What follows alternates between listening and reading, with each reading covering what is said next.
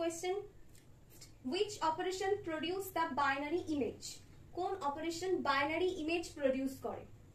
এর অ্যান্সার হবে thresholding. The main operation is থ্রেশহোল্ডিং।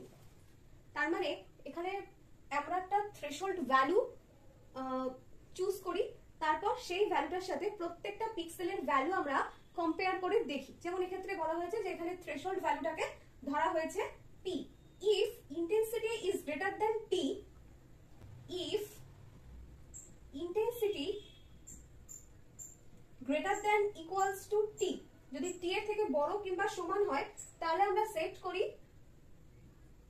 1 means white, otherwise set 0 means black.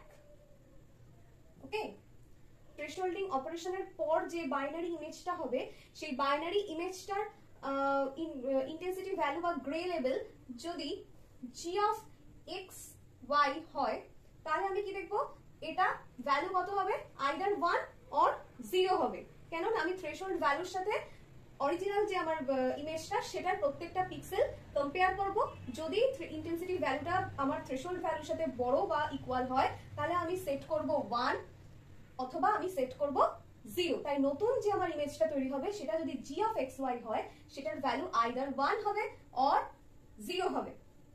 ওকে, তার মানে f অফ এই 1 কখন হবে, যখন f অফ xy মানে অরিজিনাল যে ইমেজটা সেটা যখন greater than equals to t হবে, আর f অফ xy যদি লেস দ্যান t হয় তাহলে এটা 0 হবে। Next question, high pass filter eliminates the dash region while retaining or enhancing dash component of an image. High pass filter কি eliminate, কোন রিজিয়নটাকে high pass filter, তার মানে কি এই হাই ফ্রিকোয়েন্সি গুলোকে বা হাই ভ্যালু গুলোকে পাস করাবে, লো ভ্যালু গুলোকে বা লো ফ্রিকোয়েন্সিকে ব্লক করবে। তার মানে এলিমিনেটস করে কাকে, লো ফ্রিকোয়েন্সি।